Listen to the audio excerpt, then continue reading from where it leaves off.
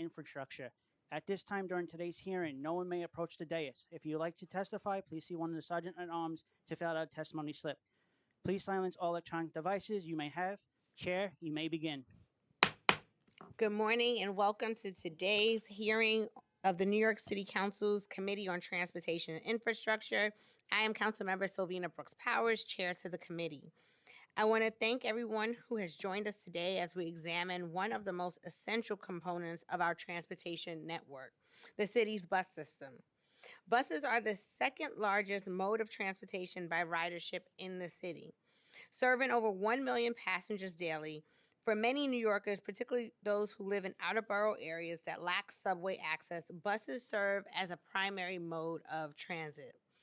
They connect New Yorkers to jobs, schools, healthcare, childcare, houses of worship, family, and opportunity. However, despite its critical importance, the city's bus system has and continues to experience many challenges, from low ridership and the ongoing fiscal recovery from the pandemic to slow bus speeds, unreliable service, and other performance issues. Today's oversight hearing, New York City's bus system, network operations, equity, and redesign, comes at a pivotal moment. The MTA, in partnership with DOT, is continuing the process of redesigning the city's bus networks, which has the potential to change our bus system in ways we have not seen in generations. This bus network redesign process is well underway, with Staten Island's Express Link launched in 2018 and the Bronx Local Network launched in 2022. The Queens redesign, which was implemented in 2 phases this July and August, is the most recently finalized plan. Brooklyn's redesign is next in line, followed by Manhattan's network, the Bronx's Express Network, and Staten Island's Local Network. These redesigns offer an opportunity for streamlined routes and faster trips and a modernized bus system, as well as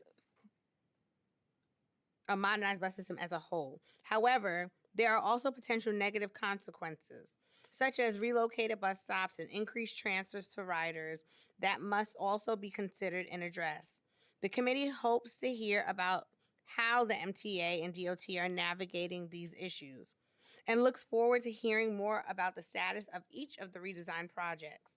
In addition to the ongoing redesigns, the committee is also interested in discussing other current efforts by the MTA and DOT to improve bus service and increase ridership, including through the Select Bus Service and Bus Priority projects.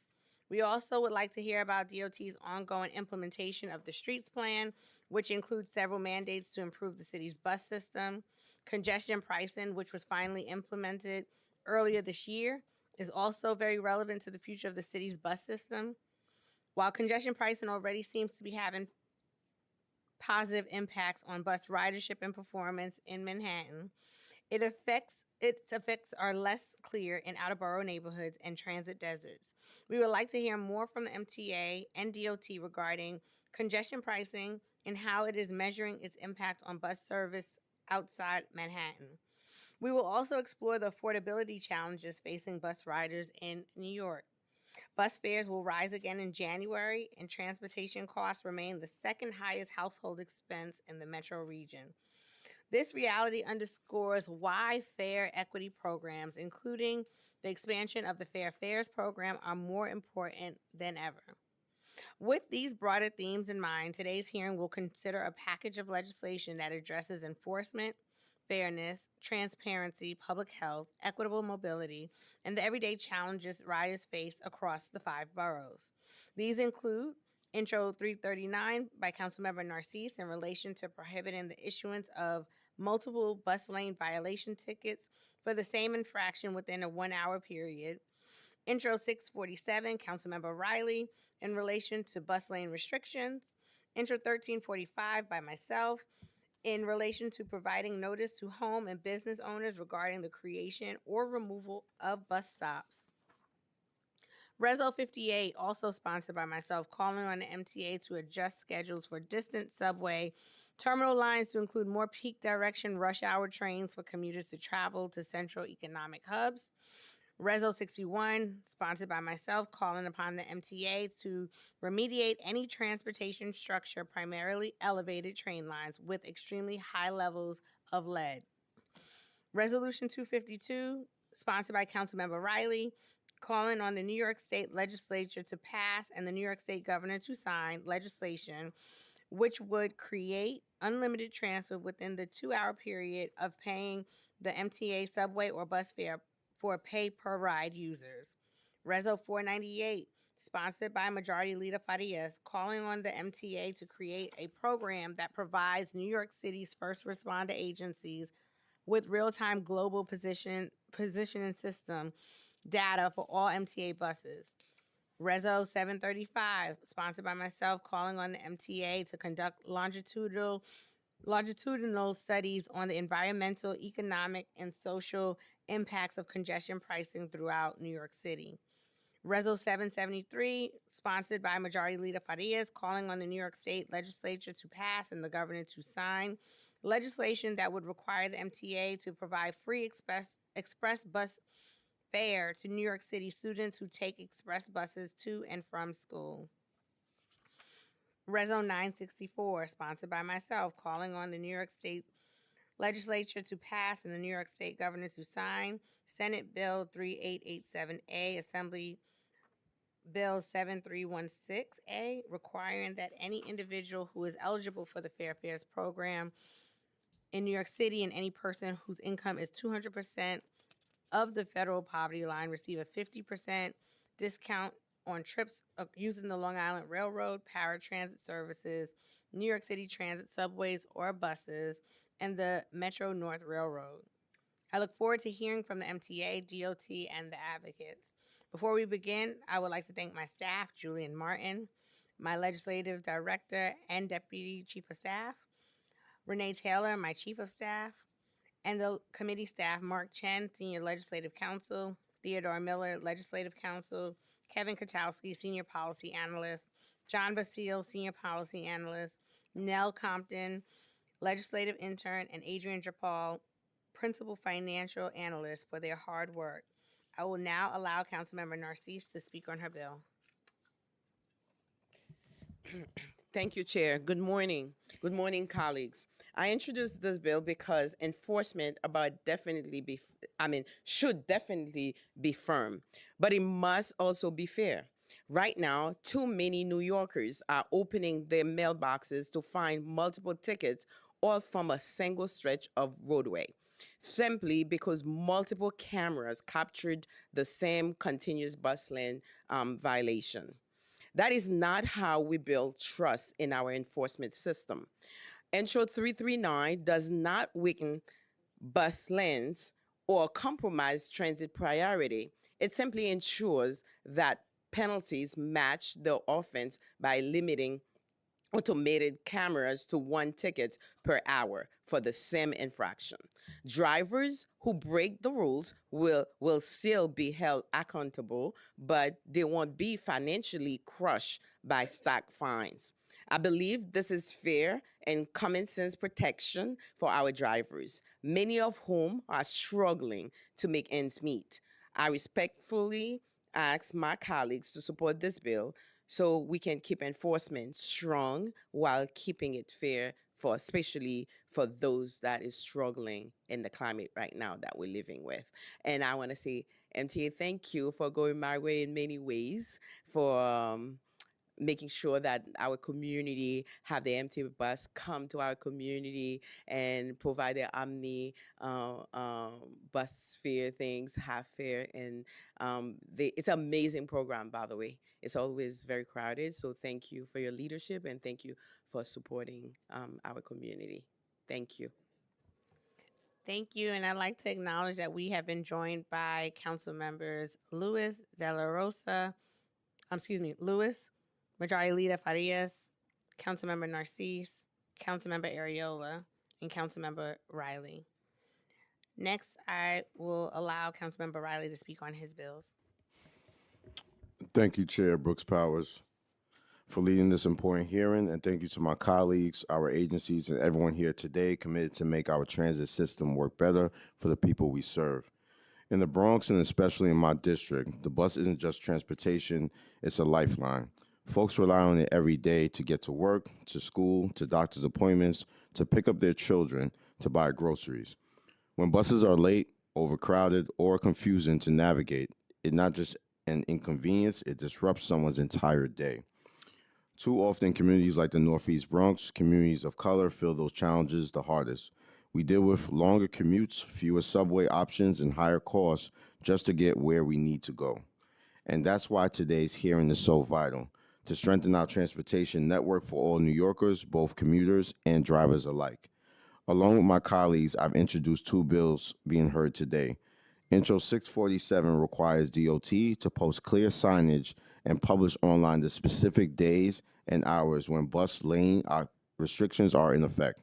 This ensures consistency, reduces confusion, and keeps both riders and drivers informed, supporting smoother enforcement and faster, more reliable services. Resolution 252 calls on the state to allow unlimited transfers within 2 hours of paying an MTA fare, building on legislation sponsored by Senator Leroy Comrie and Assemblymember Jeffrey Dinteris. For working families, especially in districts like mine where commutes often span multiple bus lines, this is about fairness and affordability. No one should have to pay more simply because they are where they live or how far they have to travel to reach opportunity or even their basic needs. Thank you, Chair Brooks Powers and my colleagues who join me on this effort. These are small but meaningful changes that can make daily life a little easier for the people we serve. I look forward to hearing from the agencies and the public today as we continue working to build a transit system that truly reflects the realities of New Yorkers who ride it every day. Thank you, Chair. Thank you, Councilmember. Next, we will hear from Majority Leader Farias to speak on her resolutions. Thank you, Chair Brooks Powers, for giving me time to speak on these resolutions before the committee. The first on the agenda is Resol 498, which calls on the MTA to establish a program that provides New York City's first responder agencies with real-time GPS data for all MTA buses. This resolution addresses a critical operation gap between the MTA and our emergency response agencies. Although every MTA bus is already equipped with GPS tracking, that data is not shared directly with the NYPD, FDNY, or EMS in real time. As a result, when an emergency occurs on a moving bus, first responders must rely on information relayed through the MTA Bus Command Center. That process adds unnecessary delay in situations where minutes, and sometimes just seconds, can determine whether help arrives in time. The urgency of this issue became much more clear following an incident I learned about in my district. One of my constituents from Parkchester was harassed on an MTA bus and did what anyone should in a situation like this. They called 911. Because it was raining and visibility was poor, he was unable to identify his location and instead gave the dispatcher the bus number. But despite that effort, the bus could not be located by dispatched officers. To my surprise, this was because the MTA does not currently make its real-time GPS data accessible to first responders. Under the MTA's existing protocol, even when a bus operator reports an emergency, that information must first pass through the MTA command center before reaching NYPD or FDNY. Every additional step adds time and risk for both riders and transit employees. Resolution 498 calls for the MTA to close that gap. It calls to develop a secure real-time data sharing system with the city's emergency agencies using the GPS infrastructure that already exists. Other major transit systems, including those in Chicago and DC, already employ similar coordination, and the results are proven: faster response times, stronger interagency communication, and greater public confidence. When someone experiences an emergency on an MTA bus, our first responders should never be searching for information that already exists. Real-time access is a necessity for a system that moves millions of New Yorkers every day. The next piece of legislation of mine on the agenda is Resolution 773. The motivation behind this resolution comes from a simple truth that too many families know firsthand: getting to school shouldn't cost a fortune. Right now, the city's Office of Pupil Transportation gives students Metro cards for subways and local buses, but not for MTA Express buses. And that gap makes a huge difference for people, especially in neighborhoods with limited subway access. An express bus costs $7 a ride. That's $14 a day, nearly $70 a week, and close to $2,700 a year for a student who takes one to and from school. Families in the Bronx, Staten Island, and parts of Queens are areas where the express bus is often the only reliable option our families have. and are paying that price every year just so their kids can get to class. Back in 2019, the MTA did the right thing when it upgraded all student Metro cards from half fare to full fare. But that fix didn't reach everyone. Students who depend on express buses were left behind, and the cost gap has only grown. By 2022, more than 2,000 parents and advocates had signed an online petition calling on the MTA to address the issue. That's what this resolution does. It calls on the MTA and the state legislature and the governor to provide free express bus fares for New York City students who rely on those routes to travel to and from school. The infrastructure already exists through Omni and the Student MetroCard system. What's missing is the policy alignment and the will to make it equitable. This idea actually started in our office, building on work we'd done around student discounts for ferries and Omni access. Providing free buses on the express bus for students is a responsible, practical fix. It reduces cost burdens for families who are already struggling and ensures that no student's education depends on whether or not they can pay for a bus that gets them to and from school. This is what equity in transit should look like, using the tools we already have to make the system work better for everyone. With that, I asked the council to support the passage of both these resolutions as a matter of safety, efficiency, and equity. I want to thank my colleagues who co-sponsored this resolution with me, and thanks to the chair and the members of the committee for the continued leadership, partnership, and building a transit system that truly reflects the needs of New Yorkers. And last but not least, I just want to thank my constituent, Peter Raymond Hamilton, for bringing these concerns that brought Reso 498 to light. Thank you so much. Thank you. I will now ask committee counsel to swear in the first panel. Thank you. Our first panel will be from the Metropolitan Transportation Authority. Demetrius Critchlow, President of New York City Transit, John McCarthy, Chief of Policy and External Relations, and Shanifa Riera, Chief Customer Officer. I will now administer the oath. Please raise your right hands. Do you affirm to tell the truth, the whole truth, and nothing but the truth before this committee, and to respond honestly to council member questions? Thank you. You may begin when ready.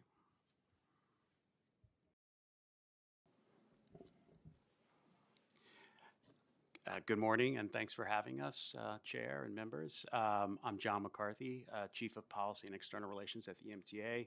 Just want to introduce the fellow panelists who you know, New York City Transit President Demetrius Critchlow and Chief Customer Officer Shanifa Riera. It's not lost on us that we're here a week after the most transit-focused election in years. Buses especially were top of the agenda for Mayor-elect Mamdani, and that makes sense.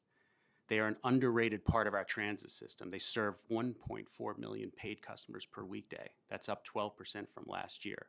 And while customer satisfaction is currently the highest it's been since spring 2023, we agree with everyone that we always look for ways to improve that service.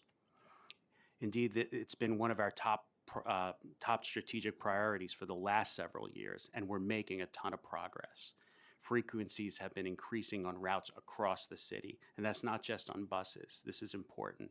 It's also on subways and commuter railroads especially. Metro North and Long Island Railroad are making so many more stops within the city and serving a lot more customers, especially with City Ticket. We're doing an announcement just today out in St. Albans on this increase, which is it's a really amazing feat. A big reason we're able to add all this service while other transit systems across the country are making tough cuts, and that's real. They are real serious cuts we made. It's because of our partners in Albany.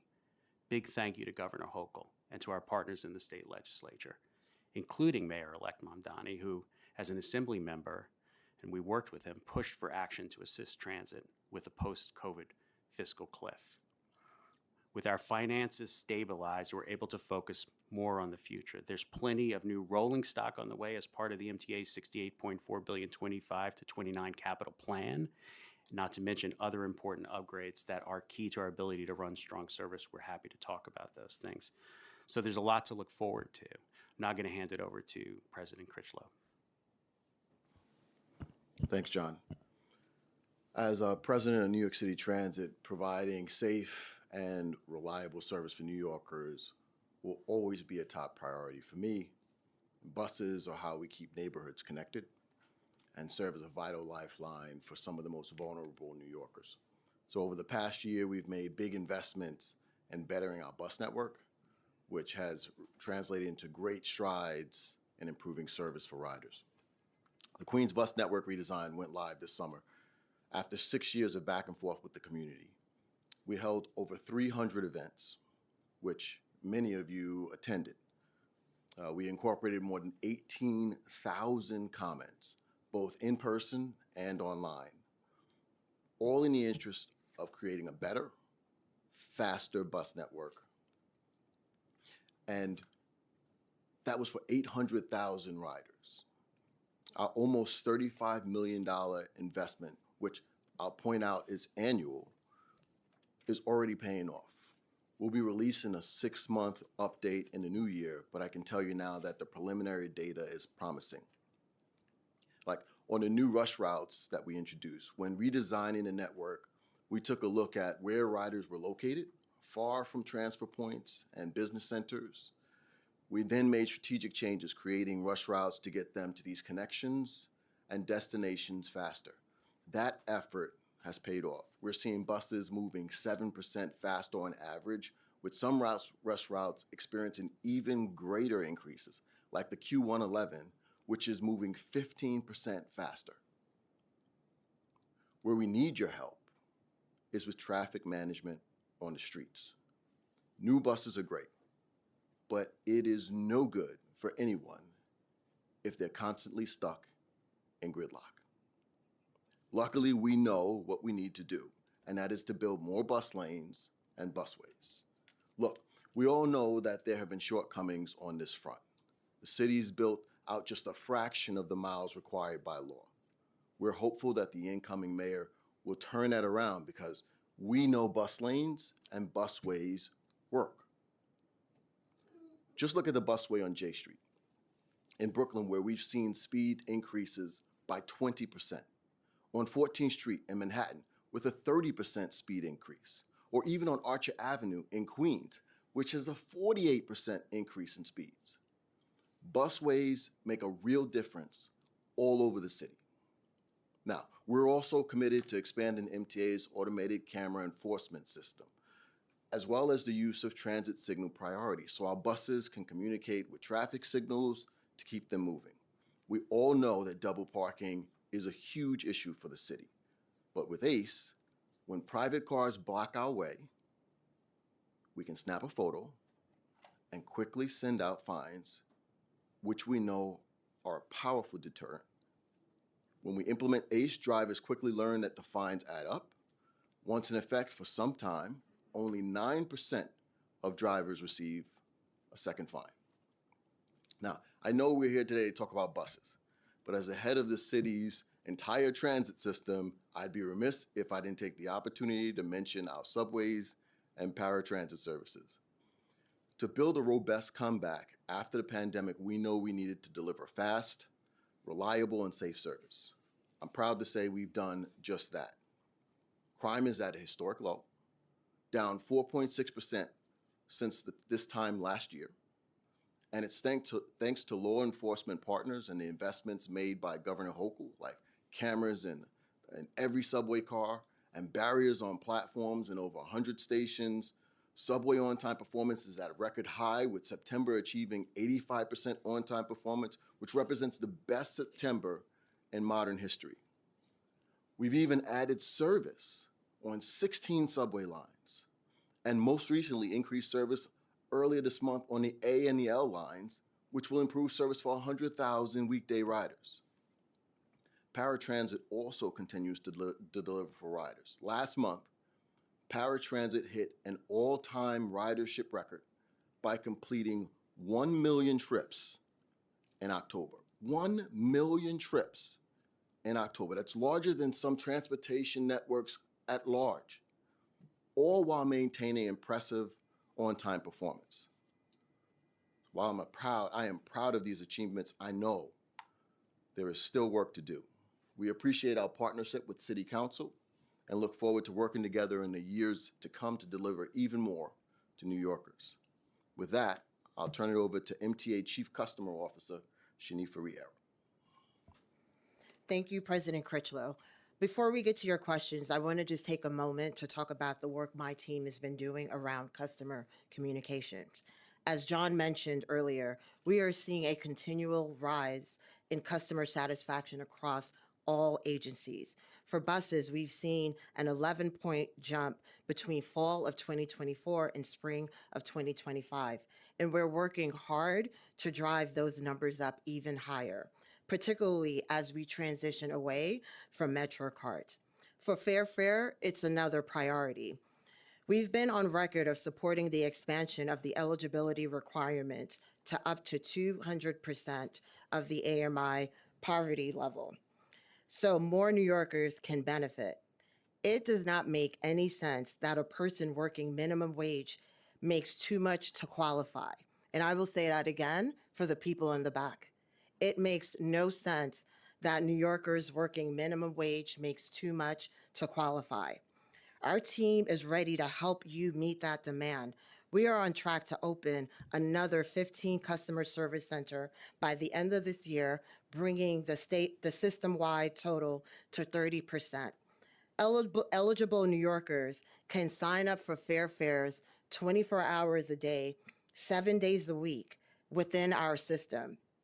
Station agents can help folks apply also for the reduced fare program and answer any questions they may have about switching over to Tap and Ride. It is important that our riders have the resources in their communities, in their neighborhoods. No one needs to come all the way down to 3 Stone Street anymore. We meet riders where they are. I know we all share the same goals of making the transit system run better for all New Yorkers. So thank you again for having us here today, and we're happy to take your questions.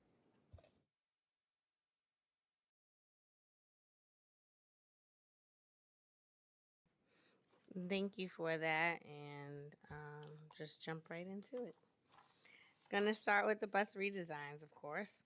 How is the MTA measuring success with respect to the Queens network redesign? What metrics are you monitoring, and what do you hope to see going forward? Sure. So any bus redesign that we do across the city is founded on the people who are going to be using it, right? So it is, what do those folks need? How do we simplify the routes to get them to where they need to go? How do we improve reliability when we implement it? How do we reduce travel times, taking into consideration those folks who are at distant parts and are looking to travel to the central business district, implementing rush routes as we did with Queens, and then essentially improving connectivity. As an example of Queens, we saw that it was still based upon old trolley lines. So how can we provide better and improved connectivity to the subway, to the railroad, across the board? We looked at all of those avenues when we're creating a network. But we're also looking at the demographics of the people. When you do a Title VI survey, you look at not the income, low income areas, as well as the minority populations. But we went beyond that. We looked at what we consider to be the concentrated networks, which looks at not just the folks who have low income. It looks at race. It looks at age. It looks at those who are dependent on transportation, don't have vehicles to drive inside their family. It takes a look at those who are relying on, who have a disability and are relying on bus transportation that may need to have a lift or use Accessoride. So we are looking at overall, how do we improve service for our customers? Thank you for that. I will say my understanding is that some riders were surprised and frustrated to learn of the service changes when the redesign was fully launched. And I wanted to understand, have like riders express concerns like these regarding the service changes caused by the redesign? So happy to discuss. I mean, we started out with talking about how many community engagements we've done. The community and the representatives who support those communities were a big part of our decisions, right? So 300 engagements, 6 years worth of comments. tens of thousands of comments that we fielded. So I don't think surprise should be part of anyone's vocabulary when we talk about the Queens Bus Network redesign. There should be no surprise. We were very clear on intent. We showed everything, and we also communicated.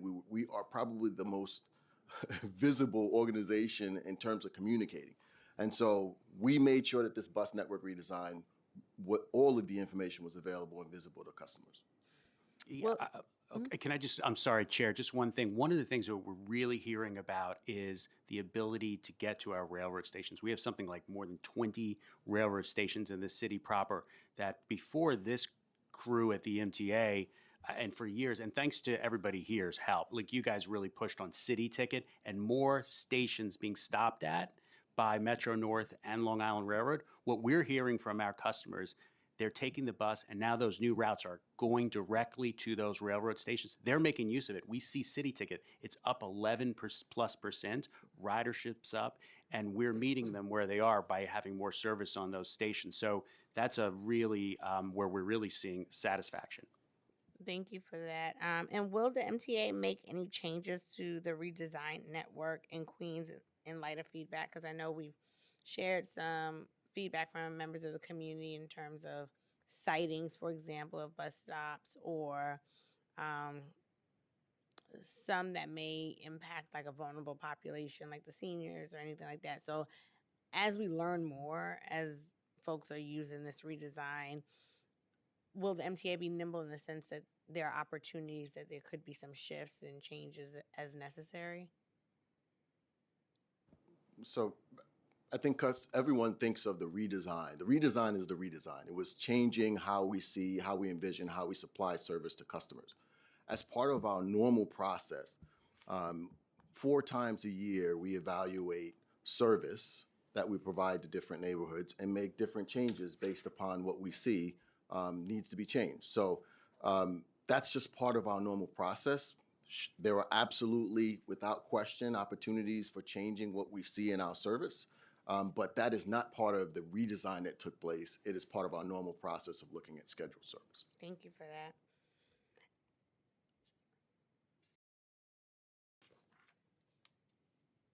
Just, and I know some of this answer, but I just want to ask it on the record in terms of equity and accessibility. What outreach has been done to riders in transit deserts and outer borough areas, and how are you ensuring their voices are incorporated in to what we said, like making sure that if there are any necessary changes that can happen as well?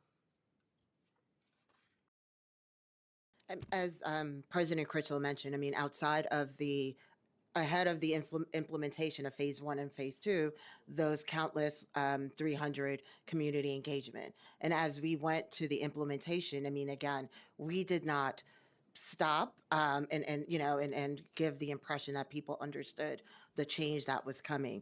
So, I mean, there has been a robust approach and a sort of all hands on deck, taking lots of MTA employees and deploying them into the field and educating our customers and informing our customers and engaging our riders of the change that was to be coming and would to be implemented.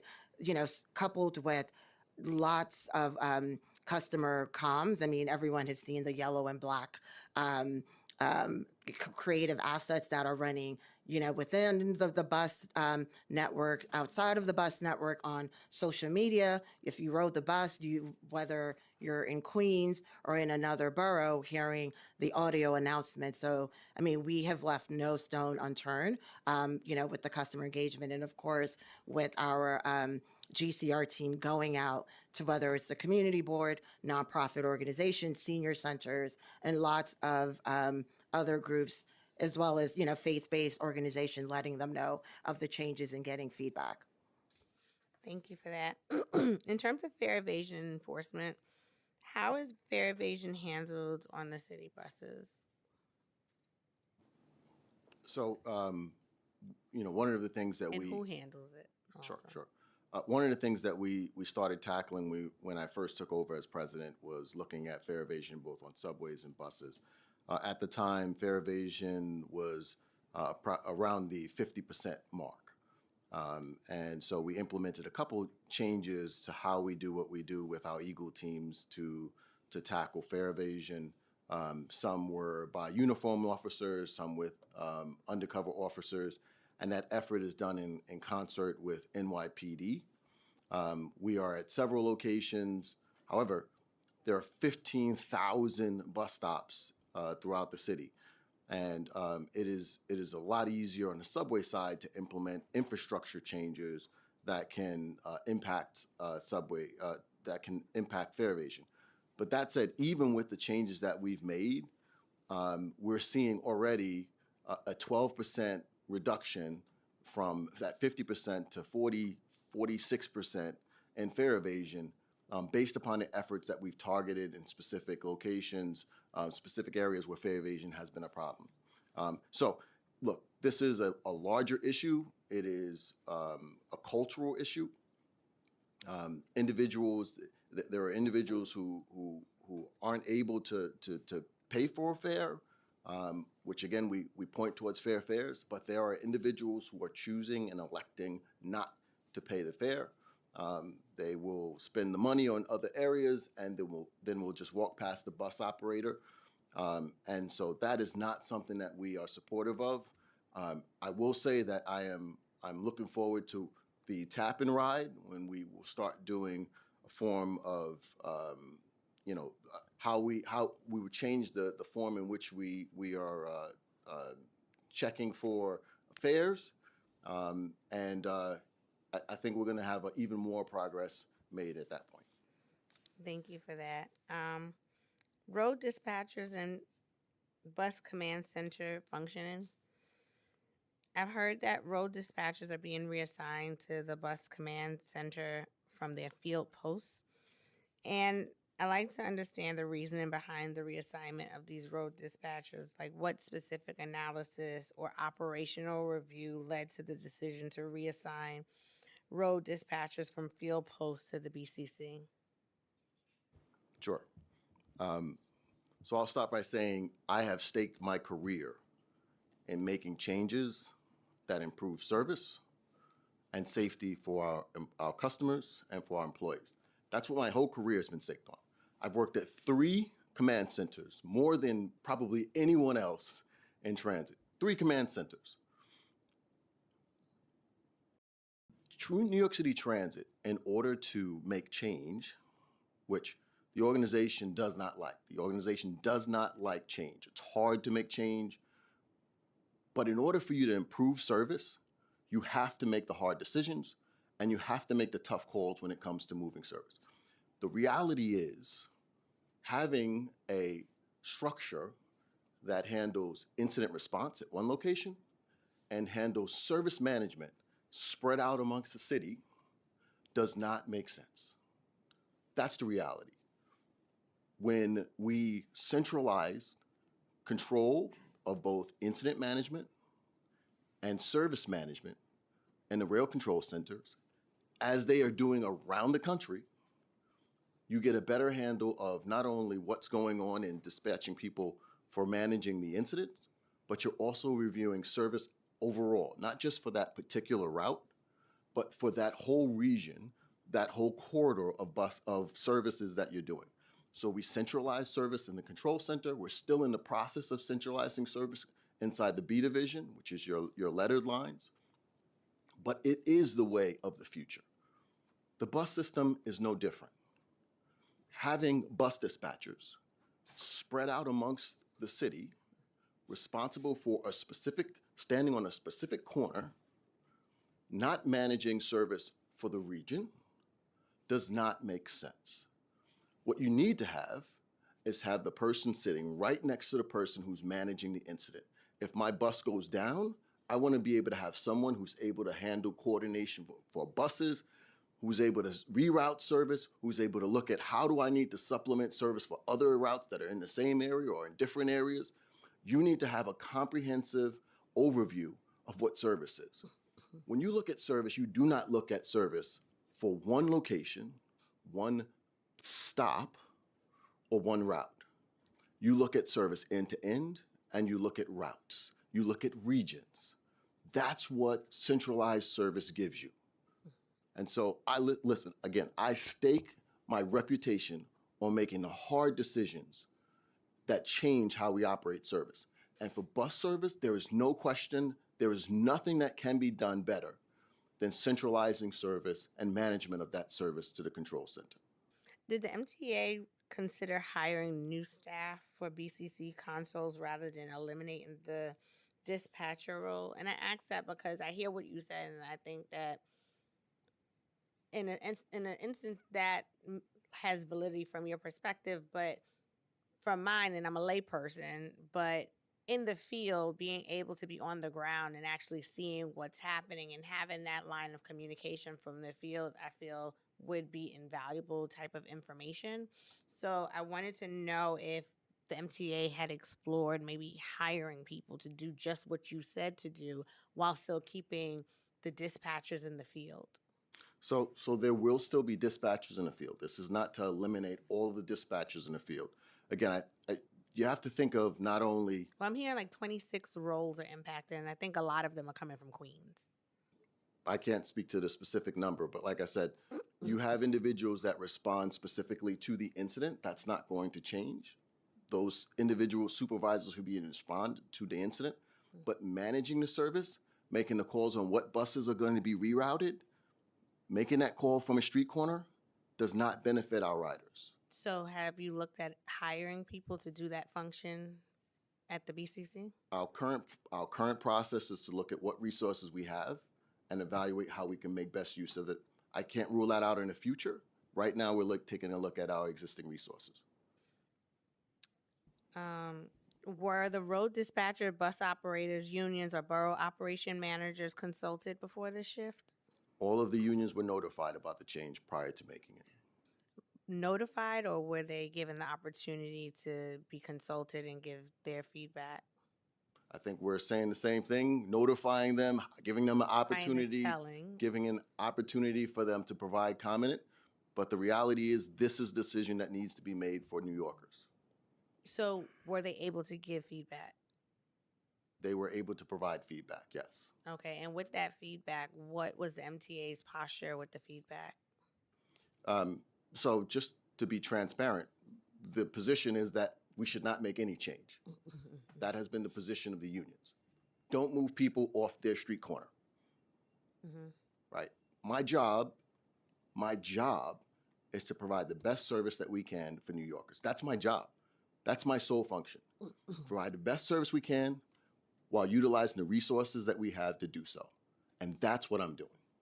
And MTA is very good at using, I would say, data to try and determine the direction to go. So has the MTA collected any data that demonstrates that removing road dispatchers will improve service quality rather than degrade it?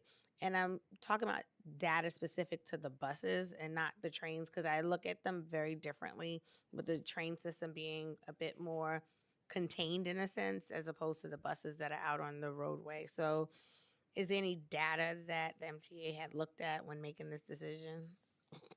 So right now, yes, we looked at data. There's no question. But as I talked about, the focus has been on how do you improve upon what exists. We have data that talks about how do we run our service. We have data that suggests exactly how many reroutes a bus dispatcher is making from their current location. We have data that shows that buses are operating 20 to 30 minutes late. We have buses that demonstrate that buses are bunched up at locations, again, that we have dispatchers who are currently sitting. We have all of that data. The reality is what I'm moving toward is eliminating those things. How do I improve service? And it's making changes with the resources that I have, putting them in a place where they not only see what's happening on their corner, but are making decisions that affect everyone along the entire corridor that looks beyond just their route. How many console positions at the BCC are unfilled today? I don't have that number. I'm sorry. Can I'm someone happy to find get the it number for you. while we're here? Sure. Thank you. How does the MTA quantify the current contribution of road dispatchers to schedule adherence and real-time incident management? I didn't hear you, so I'm sorry. How does the MTA quantify the current contribution of road dispatchers to schedule adherence and real-time incident management? So, look, a dispatcher is an invaluable resource, right? Having been a dispatcher myself, I recognize the importance of being able to have an individual who is able to dispatch and handle service.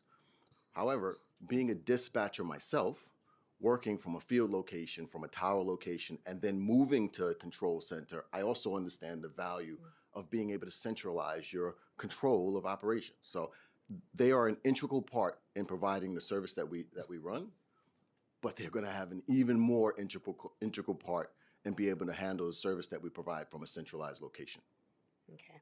In terms of the BCC radio system, is it accurate that the system experiences a 47% failure rate for calls and transmissions? I don't know that to be accurate. What are the root causes from your perspective of these system failures? I don't know that to be accurate.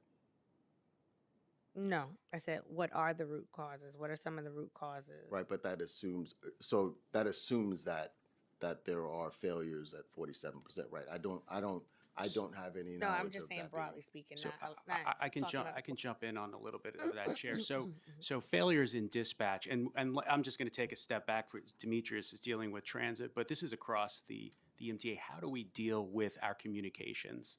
And broadly speaking, what we've done is move people so they are near each other. We're taking advantage of modern technology, which is that our buses, our subways, our railroads, our police are able to communicate with each other via modern technology. And by putting people together in a room, decisions are made more quickly and we're nimble. So Shanifa has a team, right? Customer people who are the public information officers. They used to be spread out. We have them in the RCC. You know who else is right next to them? The NYPD, the FDNY, train dispatchers. We're able to communicate in real time and get the job done. It's working really, really well. It's what the fire department does. It's what the NYPD does. It makes sense. It's taking advantage of modern technology to make sure we're communicating and we're not talking over each other or beyond each other. We're in the same place. And it's working really well. So I'm not aware of failures of a communication system. So are you saying the radio system never fails? I'm not saying anything never fails. I'm certainly But does the an MTA example of measure how failure at much it times, fails? right? Sorry? Does the MTA measure how much it Of course, fails? we track what's that these things. measurement? I don't know the specific number of any one So can we radio, but what find I out? do know is the success rate from customers are that they appreciate and get information about their buses, about their subways, and it's moving more quickly. It's getting into their hands. People are making decisions with their phone, right? They're walking around and they're able to see when their bus is coming, when their subway is coming. It's working really well. I'm old enough to remember where it was guesswork.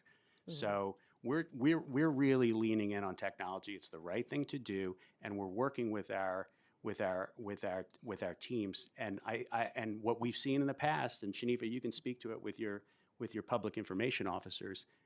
They get in there, they work together, they understand it, and they improve, and everybody improves.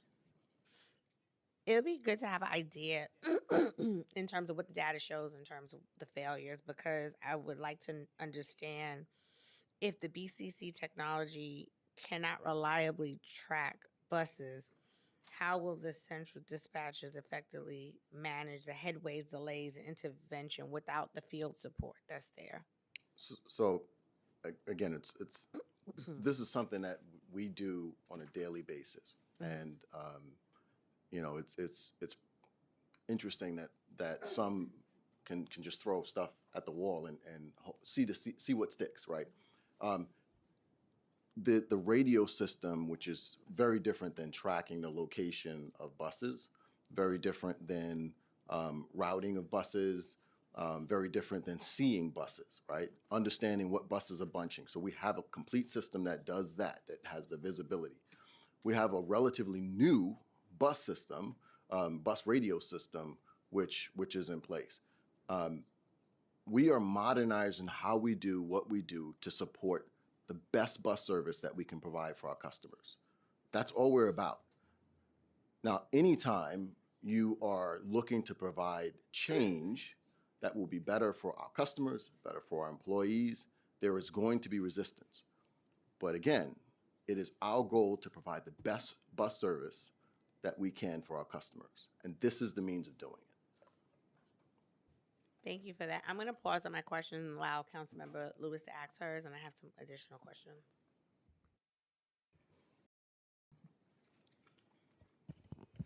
Thank you, Chair. And good morning. Um, the chair briefly asked the question, but I wanted to know if I could get a more robust response. The MTA's draft plan for the Brooklyn bus redesign states a goal of right-sizing the distance between bus stops and simplifying route geometry. So I wanted to know, in the review of the redesign in Brooklyn, how many new bus stop removals or relocations have been made in the redesign in sensitive siting zones, such as senior center zones, senior housing areas? So that's the first question. So I don't have that information for you. The plan is that within the next 6 months, we will be issuing some data on the Queens Bus Network redesign, which includes how we've done, what changes we've made, what changes have been made. You're from using point that as forward. a model. You would use that as a model? I'm sorry? The 6-month report that you're mentioning would be utilized as a model to use, right? He's Yeah, shaking sure. his head yes, so okay, got it. But just to be clear, it's a feedback. We're always taking feedback for customers. So a change could happen next week. A change can happen the next pick. It doesn't have to be part of the actual network redesign, but can happen at any point that we determine that it will be better affecting our customers. Okay. In my district, residents report bus stops being removed. This goes to your response, but if you could elaborate for my constituents who are watching. Bus stops being removed on the B82 route without advance community notification or input, especially impacting other older adults who rely on nearby buses. So I wanted to know what safeguards does the MTA have in place to ensure community feedback is meaningful and incorporated before stops are removed? An example of that, Chair, if I may continue. An example of that, News 12 covered a story about a bus stop that was removed along Kings Highway. I have the report here with me, which I'll add to the record, but no notification was provided to the community. The last community input that the community had from MTA was 2022. The bus stop was removed in 2025. So that gap in time is a long gap. So I wanted to know if you guys could talk about that a little bit. What safeguards does MTA have in place to ensure community feedback is meaningful before stops are removed? So just quickly, the proposed plan is still in development, so everyone will get outreach on that, and we will collaborate. This is the Queens one. It's a big telephone book size document, so there's no stone unturned type situation here. So what you're discussing when it comes to the I think you're talking about the B82. There's a big project there, DOT, DDC. So Right. that's construction related. Right. So I would defer to them on that. But we'll that's something. But you guys are coordinating, right? We are coordinating. But I just want to that is a temporary construction related, and it's not a permanent or a bus redesign feature. Just so your constituents and you are sure. But it would be good if they got a response back, because I know that they didn't get a response. And I don't have much time, but I have one more question regarding the ACE program. So the ACE program along bus routes intends to improve bus speeds and reduce illegal use of busways, bus lanes. For example, constituents along the B41 corridor from Cadman Plaza to Kings Plaza report new enforcement that has unintended consequences. People unloading in front of their businesses, in front of their buildings, to bring in products, market parishioners, and weekend parishioners parking nearby bus stops, but not at the bus stops nor on the bus lanes. What mechanisms does the MTA have in coordination with DOT to place or monitor or assess and respond to such unintended equity impacts, particularly on places of worship and community institutions after the ACE deployment?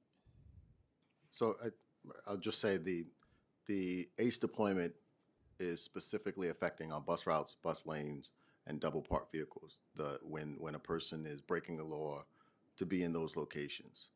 The ACE program only enforces what the law is. And the specific locations are just that. Not only do you have the identified locations for the program itself, each of these bus stops, each of these bus lanes, specific locations, there is a manual person that looks through the actual footage and determines that it is and verifies that that ticket is appropriately given to the individual. So I'm happy to look at the specific scenario that you have, but we have a pretty robust relationship with DOT, who administers the ticketing that are issued as a result of it, and we firmly believe that the locations that have been specified are locations that are the right locations to have, and it is our position that in order to promote the best bus network that we have to, this is what we need to do. We need to remove the individuals, the instances where people are parking in locations that a bus should be operating. That's what we all should be supportive of. How do we improve bus service? And it is by getting vehicles out of the bus lanes. How do we promote an accessible bus network? It is by getting vehicles out of the bus stops that the buses should be stopping at. It is getting vehicles out of there. That's what we should be doing. I'm sorry, Chair. So just in response to what you're sharing, because what we've shared with your team is there are parishioners, faith-based institutions that are exempt from getting tickets on Flatbush Avenue, which they share the lane with the B41. Folks have gotten up to $2,000 in tickets. So I know that you said you have somebody that monitors the behavior or instances. It has taken quite some time to get a response in regards to the multiple people who have received tickets. So I understand what you're saying. We should take a look at it.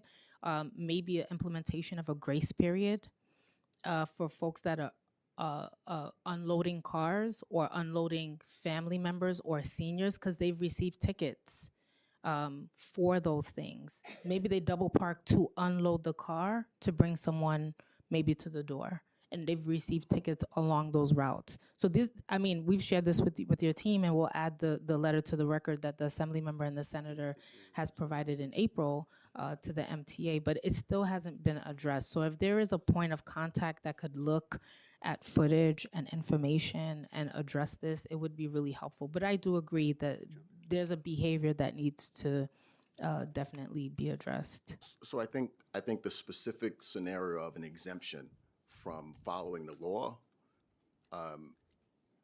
just doesn't, to my knowledge, doesn't exist. Even if we have those documents from NYPD and from the commissioner. The current law is what we've been enforcing. We talk to both DOT and NYPD. The current law is what the ACE system is driven by. I totally get what you're saying. There may have been one police commissioner that I have no knowledge of who granted some type of permission, but the reality is the current system is based upon the law. There's no exemptions on the law. It would be good to get the information about the law, if it's state law, city law, that states whatever the implementation is, what's restricted, what's not. It would be good to get that information. Councilmember, it's a state law, and we'll look at any specific situation, but I just don't want folks to think there's some sort of exemption for bus lanes in certain locations. Even though for years they've been exempt. Yeah, I'm not aware. No, well, the law hasn't always been in place, so I don't know. I think what's happening here is some conflating between previous sort of exemptions that maybe locally were granted, and now a state law that's in place. We'll take a look, but what's important is that we have in place grace periods so that if somebody is parked in a bus lane, there's a period of time in order for that enforcement to take place. So the scenario that you were describing, council member, where somebody is dropping someone off, I don't know that they would be subject to a ticket. So it's something that is a longer No, part. they have received the ticket, part. but So this we'll is take something a you look said you'll take a because- look at. because Right. it's and look, just so you understand, and I think you do understand this. We'll get hit on the other side, which is like, why is my bus not getting through? Right. And why are your bus? We were at a thing earlier this week where advocates were like, "Oh, you guys are, the bus is so slow. Shame on you." And it's like, yeah, you know what? Cars park in front of the bus, and that's a problem. The Right. state legislators are trying to deal with that. Right. The city's trying to deal with that. I know you're trying to deal with that. We're trying to deal with it in a way that doesn't that also takes into consideration folks and their needs. So we'll take a look at it. But to be clear, there's no exemption, and there is a process for that ticketing that really No, is understood. if somebody's parked We'll there. take a look at Yeah, it okay, together. okay. Understood. And so Thanks. we All right, follow thank you. up on that. Thank you, council member. Another question that I have is from a constituent regarding the Long Island Railroad Rosedale Station. And the indoor waiting area needs to be reopened for riders soon. I'm not sure what the timeline is for that, but I think there's a gap in communication with the riders in terms of how long the waiting area will be, I guess, closed due to whatever service is happening at Rosedale. And then also, there needs to be some illumination because there's poor lighting around that station. I'm not sure what the process is for the MTA to be able to add additional lighting in the area. Chair, I'll take a look at that. I'll talk to Uh-huh. Rob Free, the president of the railroad. He's doing a lot of work in station improvements, particularly things like lighting and those station houses. And as I mentioned before, because of the boom in popularity in those city stations, we know you're hearing from constituents because there's more of them using the railroad, I think. So that's all good. So let me check on that. We'll get back to you. But Rob Free's doing a lot of work in that area. Okay. We and just wrapped up St. Albans, like I said, today. today, I know. So it's cool. Like, I get an new invite. elevator. Oh, I got an okay. invite Okay, from Chair good. Comrie. I shouldn't say that. but Okay. it- I think Senator Comrie's out Yeah. there. So, but look, there's more to come. So we'll make sure that that Rob Free's on it. Okay, and then on behalf of Councilmember Narcisse, she said the Brooklyn bus redesign has seen multiple edits. Can you explain the criteria used to determine which routes are improved, which are cut, and how you weigh community feedback in the process? And she also would like to get an update on the future of the B2 and the B76 Avenue L. So, the process for improving our bus network is pretty much consistent. We talked about it a little earlier. How do we improve service for customers? How do we improve connectivity? How do we improve, bus speeds? How do you take in consideration the neighborhoods, the specifics?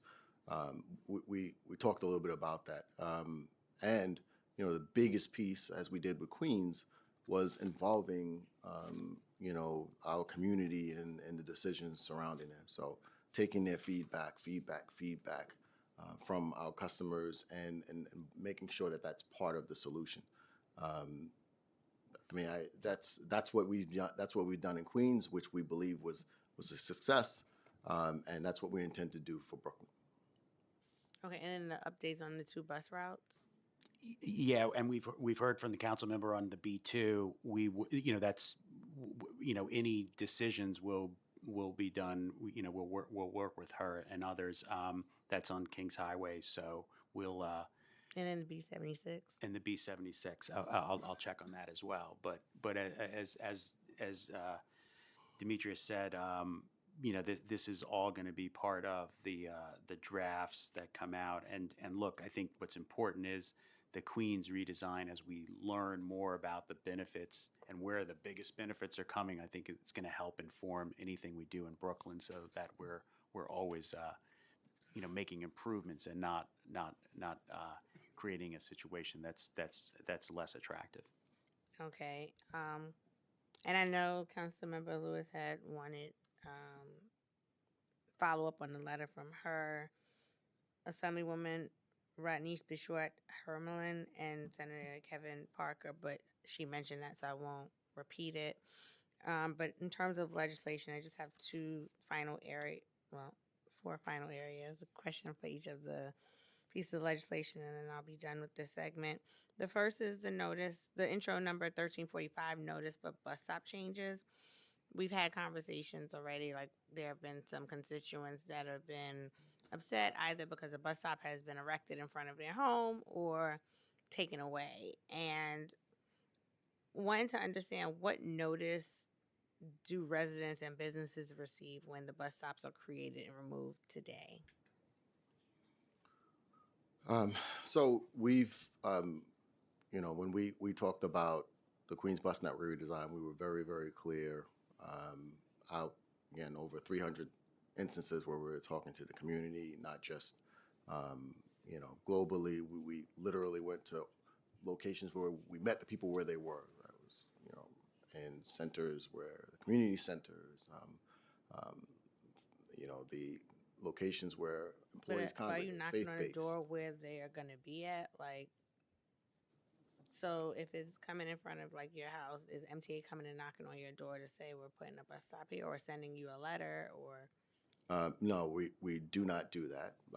But we do, again, work with the council and assembly members and literally all the representatives for those districts, have a ton of meetings with them, virtually and in person, to be able to talk through all of the specific changes. But again, this goes back to, how do we provide the best bus system for New Yorkers? And whether a bus stop is removed in favor of providing a faster bus system, or a bus stop in some instances which is placed because we're adding additional service or adding routes that currently don't exist, service in communities that currently don't have service, and we add bus stops in order to do that. We are doing it in providing great service to our customers. That's the goal. No, and I can appreciate that. And I think you guys have really done a great job in the outreach and in partnership.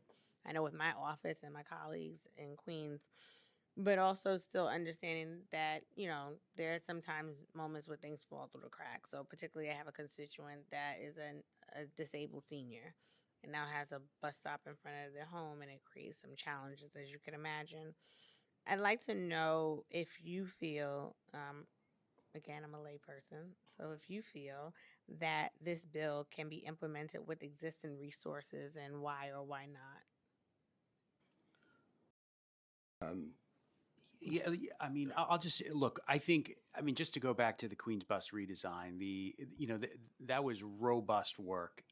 Folks were out there for years making sure everyone understood what was being considered, what should be considered, what changes should be made to the draft, and even up to the very end, we had teams out there on the street at bus stops that were pre-existing, making sure that people understood that in a period of time those bus stops might be changed, and we had people at new bus stops. I think there was something like less than a couple of dozen new stops. So that communication was made with folks. We met them where they were, and the feedback we've been getting has been pretty good. I understand there's going to be some people that have it sounds like some people have reached out to you with a different narrative, but this is a huge borough.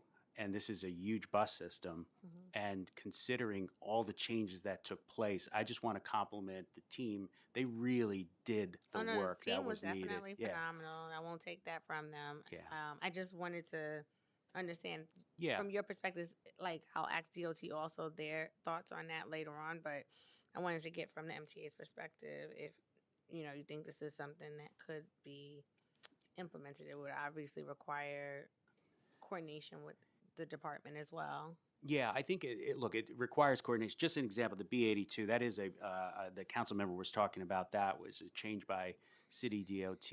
I believe it was communicated, but we always want to make sure folks, and that is a permanent change. I was corrected.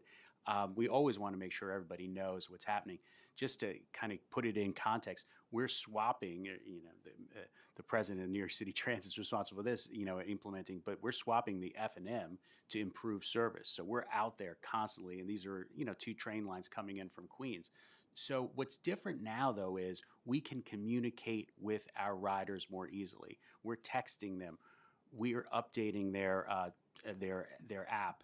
we're letting them know these changes. We have a lot more ways. So I think, any legislation, we're always going to be careful of like adding a new layer, and we really have to wonder, like, is it actually improving it? Is there a way that we can just tweak what we're already doing?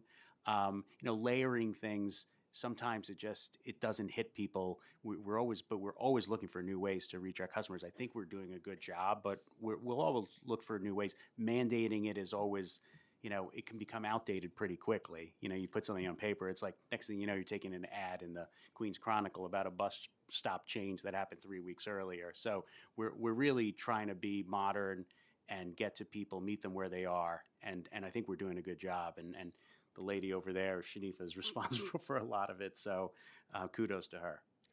So I'm going to ask my last 3 questions, and then we'll be done with the section. Next is about Red Zone number 58, the subway rush hour service. If bus redesigns funnel more riders to terminal subway stations, what is your plan to prevent overcrowding during rush hours? And would the MTA consider pilot programs for increased service at select stations on specific days? So when we looked at the Queens Bus Network redesign, one of the things that we looked at not only is adding the bus service to be able to get to the subway, but whether or not that subway has capacity to accept the riders. And we will continue to do that. If we do that on a bi-yearly basis for subways, 4 times for buses a year, 2 we need times more A-train service based upon ridership. on the record. Based upon ridership, we review what the actual need is, and so we'll continue to do so. Our goal is to be able to provide service to customers. So as we've shown over the last year or so, we've increased service where we needed it. We adjusted service when we saw that the patterns were going toward the end of the rush hour periods. We added service towards the off-peak areas in order to support it. When we realized that there was additional service coming on the weekends, we added additional service on the weekends. So we've shown our ability to be able to supply customers with the service that we need. 16 routes, 16 instances where we provided additional service. So we're prepared to provide the service to customers. And I'm glad to hear that. And I know I did a recent transportation infrastructure tour in Councilmember Shahana Hanif's district, and she has like a lot of development coming. I think it's along the Columbia waterfront. And so we did a joint letter to the MTA requesting, looking at how we can increase their access to transportation, similarly to Edgemere and Rockaway, which we were able to do during the outage of the A train with the stop in Edgemere, which did not have a stop before for the express bus route, for example. Just looking at, and I do believe that when we look at development and housing, there needs to be a close partnership with the MTA to make sure that as we're bringing new communities into places that they did not exist, that we're being visionary, okay? Like, what access to transportation are we going to have as well? So I haven't seen a response to that letter yet, but I'm hopeful it'll be a positive response. Chair, I'll look into that response. And just to add on, we're hitting new records coming out of COVID, 4.6 million on the subways, but we're still below what we were moving in 2019. So there's capacity. But we're always looking for opportunities to add service where it's appropriate, and we'll continue to do so. And the same with buses, like changes of bus stops. We change bus stops every year for things like changes in commuting patterns or businesses, and so that and we will always communicate with you and the public on any change like that. And what I mentioned earlier, I've just been corrected. The 20 new stops, when I said that was in the residential territory areas that you're talking about, where somebody walks outside the door and they might see a bus stop. So there weren't a ton of those in the bus redesign, but of course we will continue to communicate. Thank you for that. And particularly, I'm more concerned about, because we did get a couple of them, and I know I communicated them. The one I'm particularly concerned about is the senior that is disabled. So if we shift that a little bit, that'd be great, because we don't want to impede on her access to whatever services that they need to get in and out of the house. Reso 61, lead in transit structures. This is another one that came as a result of one of the transportation infrastructure tours that I did, this one was in Councilmember Sandy Nurse's district, where their outdoor train had some concerns of lead.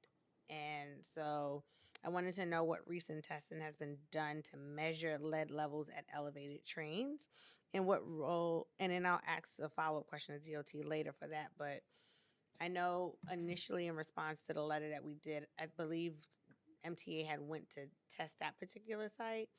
But I just want to know what recent testing has been done to measure the levels on the elevated trains.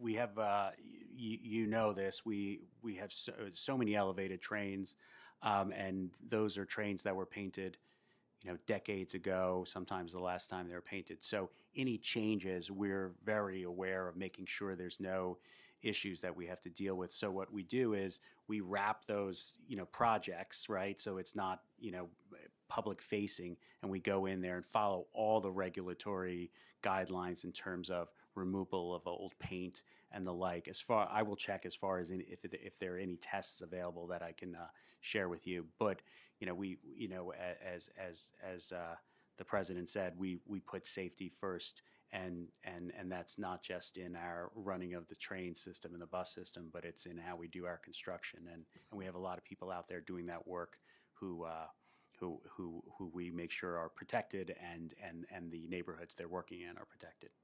Thank you. And my last question is around congestion pricing, the study, Reso 735. How has congestion pricing affected bus speeds and ridership? And what type of analysis does the MTA and the DOT do to monitor the effect of congestion pricing? So we're regularly reporting out. We have a dashboard online. We've really made strides with transparency on all our issues, and we're very proud of that. We sort of try to talk about it a lot because it's not always easy internally or externally to sort of open the curtains, and this is how so people dive in, and we're seeing a lot of reporters actually. They're doing their work, they're diving in, looking at the numbers, reporting out on those numbers, and telling the story of congestion pricing. So we'll have more of that coming out, particularly with the 1 year anniversary coming up, and you'll see reports on bus speeds and all the benefits that are coming from congestion pricing. We continue to see double-digit reductions in traffic. We see improvements in other areas as well in terms of noise and safety. So we'll be reporting out on that, but that data is available online as well. And but we'll work with our partners at the city to make sure that is at the into the conclusion of the 1 year, you'll have a big report out on that. Thank you. Oh, okay. Sorry, I just wanted to add one thing to John. I mean, so just on the data specifically, vehicle entries are down 12% year over year, with 87,000 fewer vehicles entering daily. Where you really see the success is in going across the major crossings, the bridges. Holland Tunnel, 36% faster. Williamsburg Bridge, 23% faster. Queensboro Bridge, 21% faster. Hugh L. Carey Tunnel, 16% faster. And where are all these folks going? Subway ridership is up 9%. Bus ridership is up 13%. Success story. Thank you. I mean, I feel like my lived experience may be a little bit different because New Cary Tunnel, I still feel a lot of congestion there, but I have noticed it in some places, but there are some areas that I still see the congestion. So I'd like to thank the MTA for your participation today and for your constant partnership and communication. I really appreciate you all, and we'll next call up the Department of Transportation. Thank you. Our next panel will be from the Department of Transportation, Denise Mendez, Assistant Commissioner for Transit Development, and Rick Rodriguez, Assistant Commissioner of Intergovernmental and Community Affairs.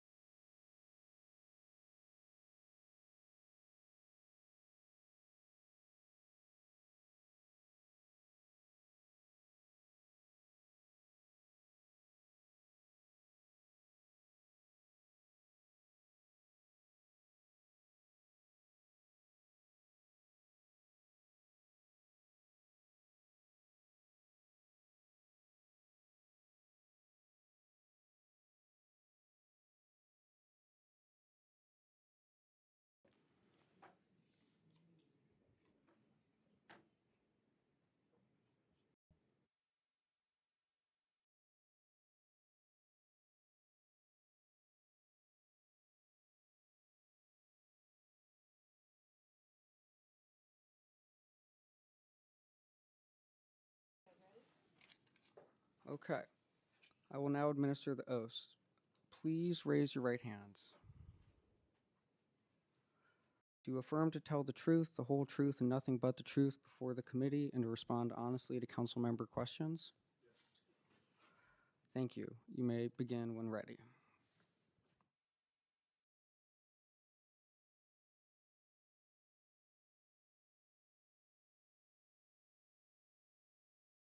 Oh, the red light, okay.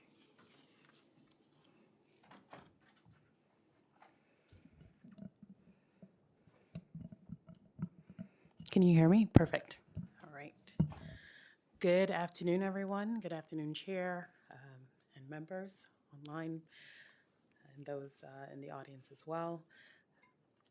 Members of the Committee on Transportation and Infrastructure. I am Denise Mendez, Assistant Commissioner for Transit Development here at New York City DOT. With me today is Rick Rodriguez, Assistant Commissioner for Intergovernmental and Community Affairs. Thank you so much for the opportunity to testify on behalf of Mayor Adams and Commissioner Rodriguez on the administration's work on the New York City bus system. We know that buses are a lifeline for New Yorkers in making New York City possible.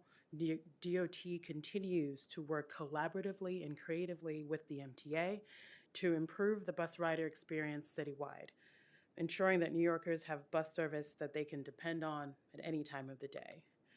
We achieved historic street safety and accessibility improvements under the administration, including record-breaking measures to protect cyclists, safeguard pedestrians, enhance intersections, and make it easier for people with low vision to use our streets, improve bus service, and augment bus stop amenities to ensure that the customer experience is improved and enhanced. Our recently completed or in construction transformative bus priority and accessibility projects will improve commutes for nearly 400,000 daily bus riders along 5.2 miles of new and 4.6 miles of improved bus lanes. This builds on our success in 2024, having delivered close to 18 miles of new, upgraded, or newly protected bus lane miles, the highest annual mileage for the protected bus lanes ever. We continue to improve buses citywide through our Better Buses Action Plan and New York City Streets Plan, focusing on bus priority corridors. In September, we announced a plan to begin installing new bus lanes on Flatbush Avenue this fall, which includes advancing a plan for center-running bus lanes between Livingston Street and Grand Army Plaza. Thanks to our previous investments, like the $1.5 million investment from the fiscal year 26 adopted budget, we can make transformative upgrades to the pedestrian and transit rider experience and the broader public realm for nearly 30,000 bus riders. A most recently completed project on Hillside Avenue in Queens includes nearly 8 miles of new and improved bus lanes, one of the longest bus priority corridors and projects in history, delivering faster and more reliable bus service for over 215,000 daily riders on 22 bus routes along the corridor. On recent projects, other recent projects include the expansion of bus-mounted cameras enforcement on 96th Street in Manhattan, 2nd Avenue, as well as Allen, Pike, and Madison Streets, as well as construction on 1.4 miles of bus lanes on 3rd Avenue between 96th Street and 128th Street in Manhattan. Now, we're not finished yet. We're in the home stretch of our building season, and we're hoping to provide updates, final updates in February for our streets plan update. Making buses faster and more accessible is a top priority. We continue this work through adding transit signal priority to better optimize how buses move, speed up the buses, expand bus lane camera enforcement, and support the MTA's network redesign efforts. We do this through their borough-based priority plans as well. And thus far in 2025, we have studied transit signal priority across 10 bus routes throughout the city. Last year, DOT also upgraded dozens of bus stops to be physically accessible and expanded our accessible pedestrian signals, all part of our 5-year accessibility plan. We enthusiastically say that there's certainly much more things to come for New York City bus riders, and we're excited to continue working to improve the daily lives of everyone. Turning to the legislation before the council today, first, Intro 339, sponsored by Councilmember Nassis. This bill would ensure that drivers are not receiving multiple summonses for the same violation of driving in a designated bus lane. DOT already ensures that drivers do not receive multiple tickets for the same violation through our back office process. We look forward to working with the council and support this bill. Next, on to Intro 647, sponsored by Councilmember Riley. This bill would require DOT to post signs on each block of any street, subject to bus lane restrictions.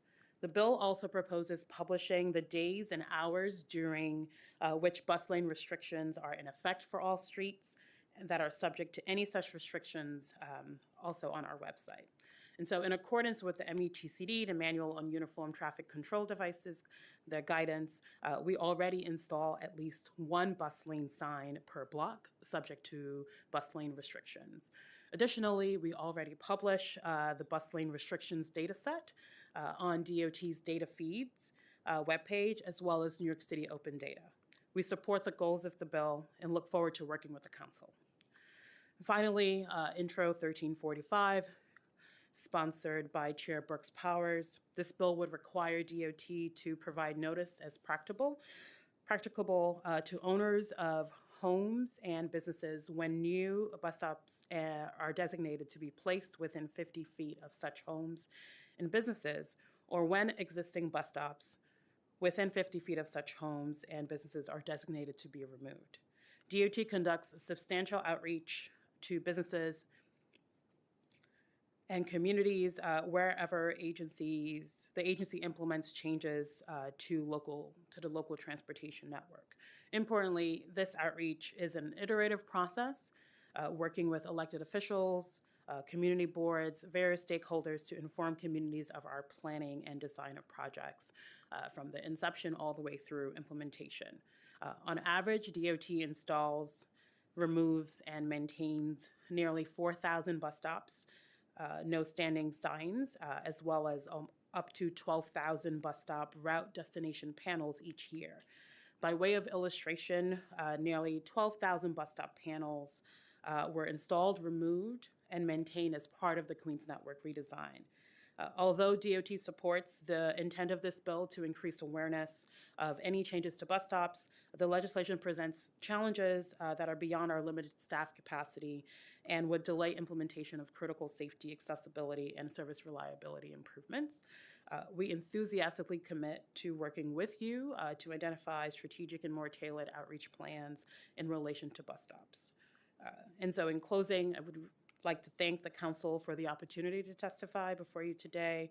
We'd now be happy to answer any questions. Thank you for that. I will start with the bus redesign. What is DOT's role in the MTA's bus redesign process? Thank you for the question, Chair. So as I said in my testimony, we have a very close sort of partnership to really be able to deliver this service to New Yorkers. We support MTA's borough-based network redesigns through a number of ways. We give special consideration to how our bus priority projects, such as bus lanes, can be complementary to MTA service plans and adjustments.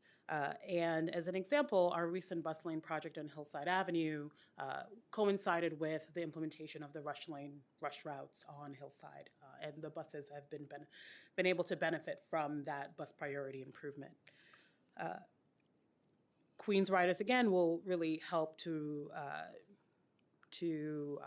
benefit from the reliability of the bus priority improvements and really building on those service enhancements that were made early in the summer. Secondly, we make adjustments to the street network where possible to accommodate new routing changes, and that can also help to improve the operations for safe movement of buses as well. And does DOT also like conduct community outreach? I know MTA does, but in terms of the function of the department as it pertains to the redesign, do you all do any degree of community outreach too? We work closely with the MTA for that process, and so we may join in their outreach and engagement activities. We've also participated in the customer ambassador outreach that happened earlier this summer to ensure that New Yorkers were aware of those changes. But we do not sort of conduct sort of outreach separate from the MTA as it relates to the redesign. Thank you. Streets plan implementation. What has DOT failed? Why, excuse me, has DOT failed to meet the legal mandates of Local Law 195, also known as the Streets Plan, with respect to installation of protected bus lanes? And how many miles of protected bus lanes has DOT installed in calendar 2025 year to date?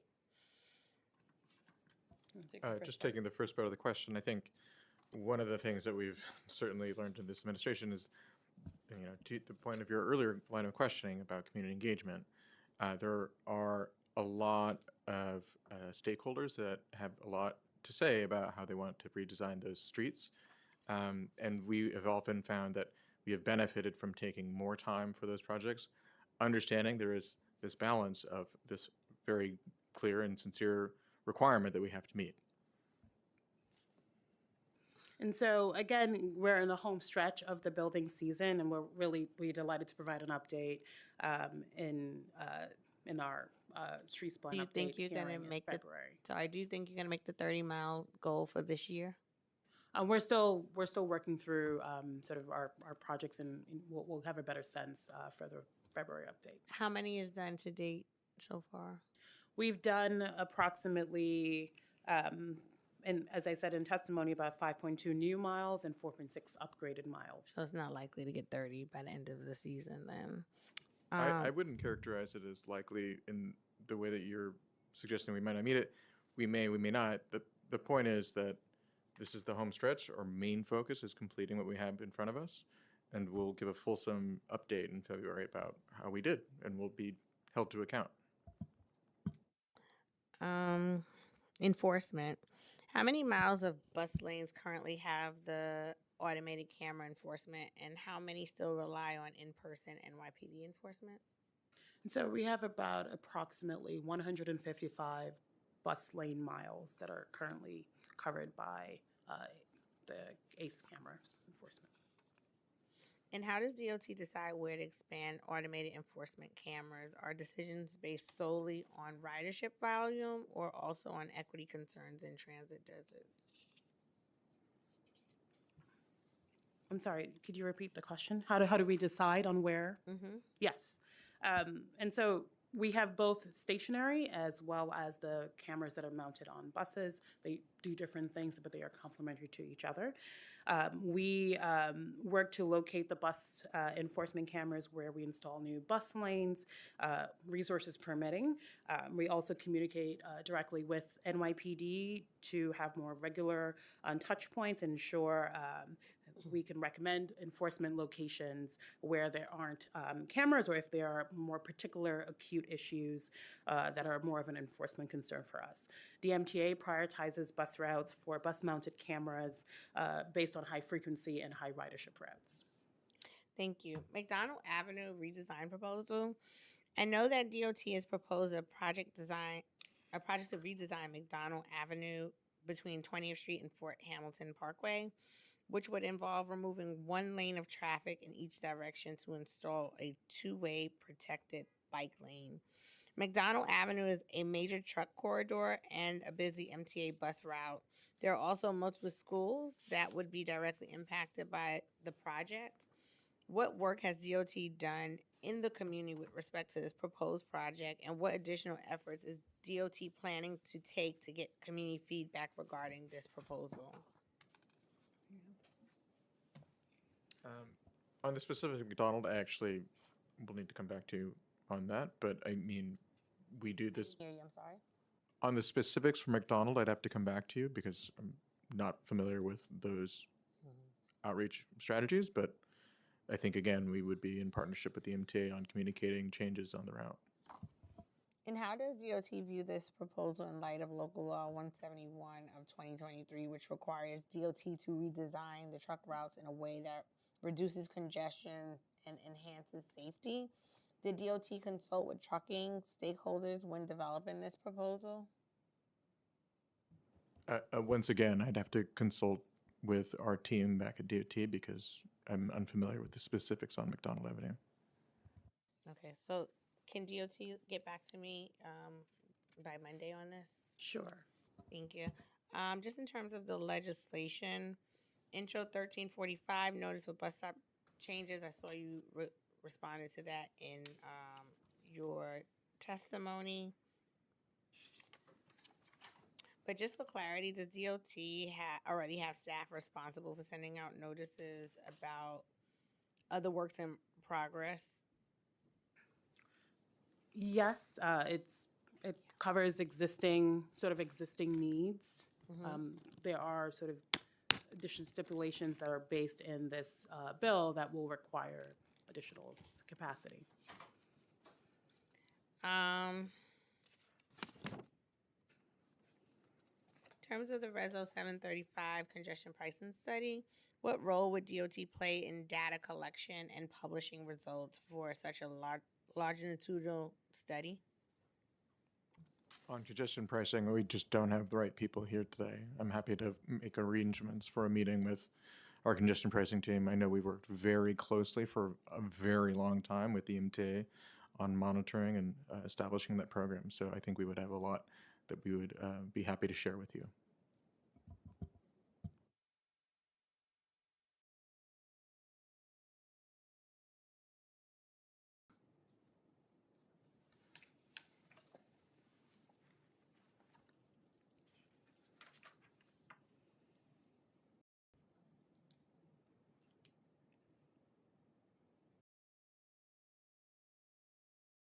Is there a reason no one's here to be able to answer about congestion pricing? Only because the staff had notified the department that we would be asking a question on that. So when you say that the appropriate people are not here. I'm unaware of congestion pricing being flagged specifically. I know we've tried to be prepared for the, again, that partnership, and we are prepared to answer those things.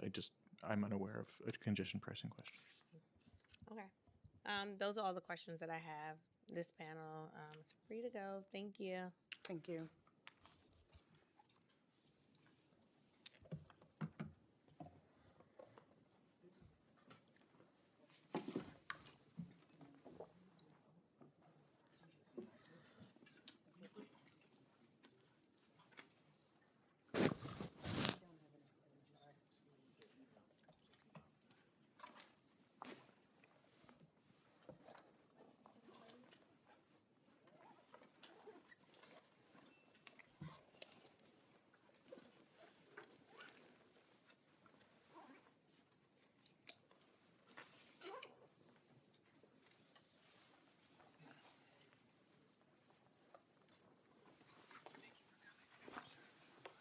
Thank you so much.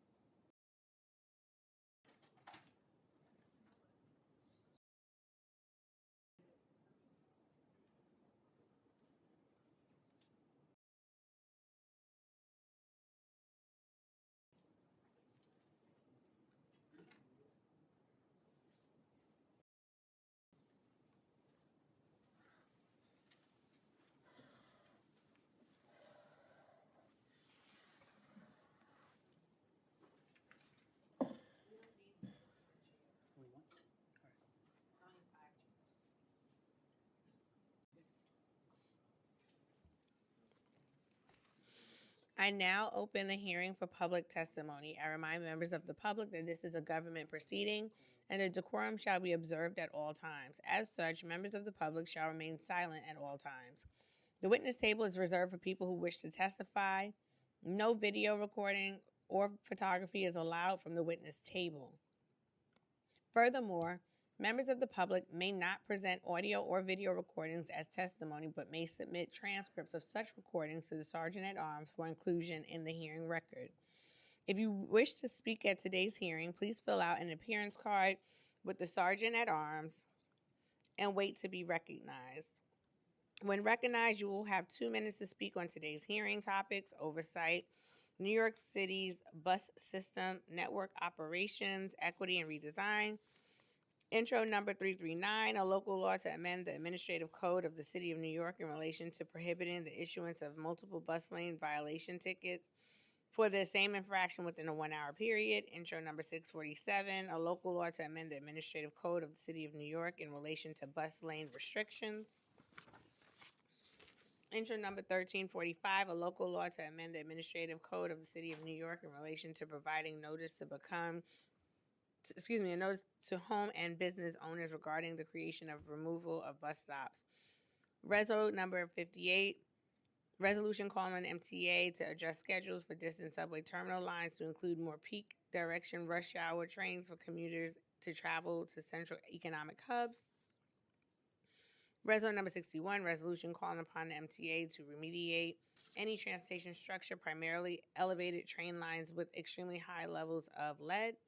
Reso 252, resolution calling on the New York State Legislature to pass and the New York State Governor to sign legislation which would create unlimited transfers within a 2-hour period of paying the MTA subway or bus fare for pay-per-ride users. Reso number 498, resolution calling on MTA to create a program that provides New York City's first responder agencies with real-time GPS data for all MTA buses. Reso number 735, resolution calling on the MTA to conduct longitudinal studies on the environmental, economic, and social impacts of congestion pricing throughout New York City. Reso number 773, resolution calling on New York State Legislature to pass and the Governor to sign legislation that would require the MTA to provide free express bus fare to New York City students who take express buses to and from school. Reso number 964, resolution calling on the New York State Legislature to pass and the New York State Governor to sign Senate Bill 3887A and the Assembly Accompany Bill 7316A, requiring that any individual who is eligible for the Fair Fares New York City program and any person whose income is 200% of the federal poverty level receive a 50% discount on trips using the Long Island Railroad, paratransit services, New York City Transit, subways or buses, and the Metro North Railroad. If you have a written statement or additional written testimony you wish to submit for the record, please provide a copy of that testimony to the Sergeant at Arms. You may also email written testimony to testimony@council.nyc.gov within 72 hours of this hearing. Audio and video recordings will not be accepted. We will now call the first panel. That panel will include Jean Ryan, Philip Valence, Jose De Jesus, Charlton D'Souza,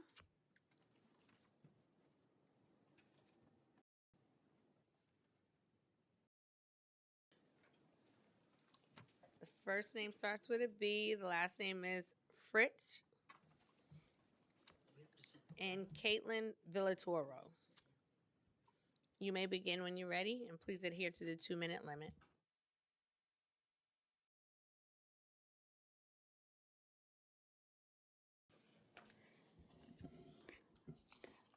Hello, I'm Jean Ryan, President of Disabled in Action of Metropolitan New York, DIA for short.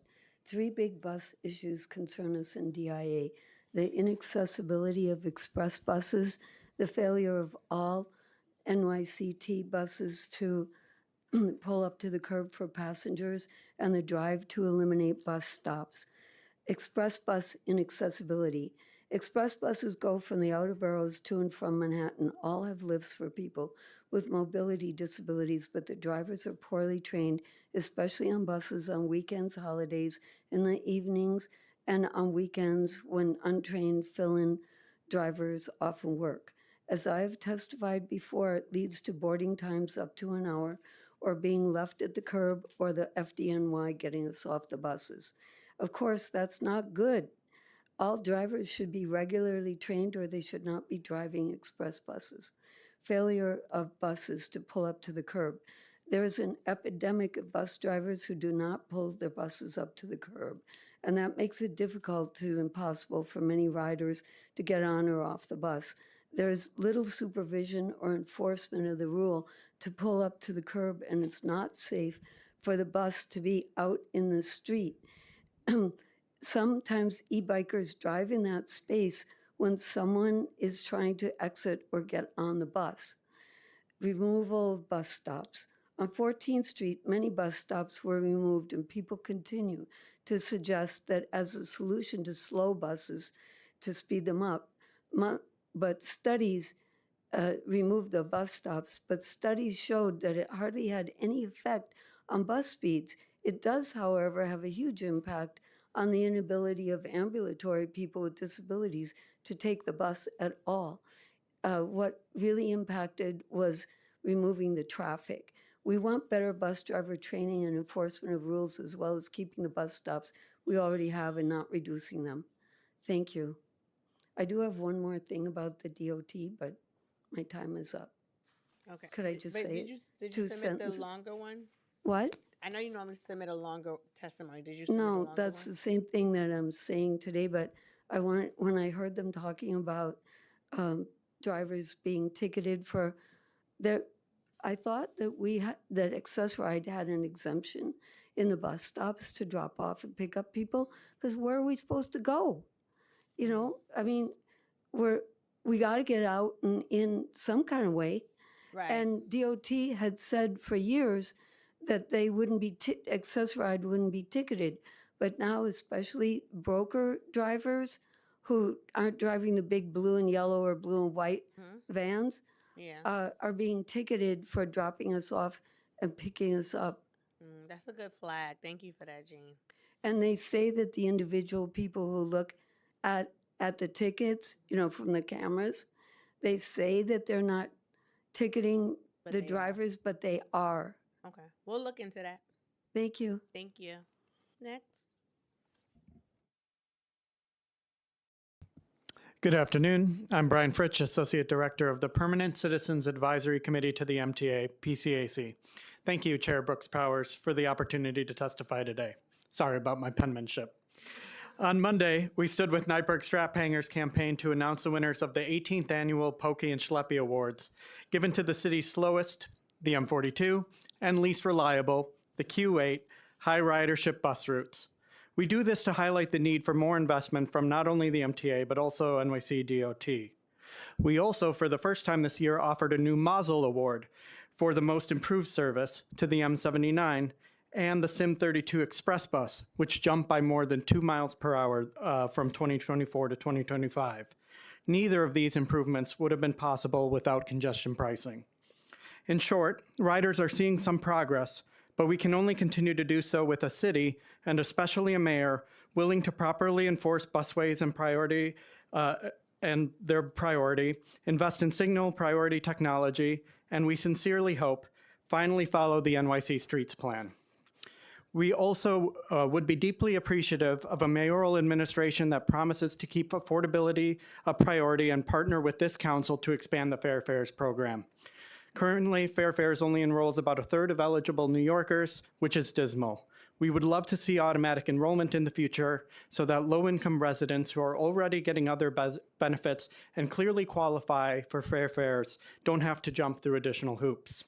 Additionally, expanding Fair Fares over 200% of the federal poverty level would finally expand eligibility to minimum wage New Yorkers who are incredibly likely to be transit dependent. Coupled with other improvements like fully free fares for the lowest income New Yorkers and expansion to the commuter railroads and express buses in New York City could take this program from a good idea to one that transforms how people move around the city. As a council, you have been steadfast in your commitment to riders. Let's get on board with making bus service and fare fares even better. Thank you. Thank you.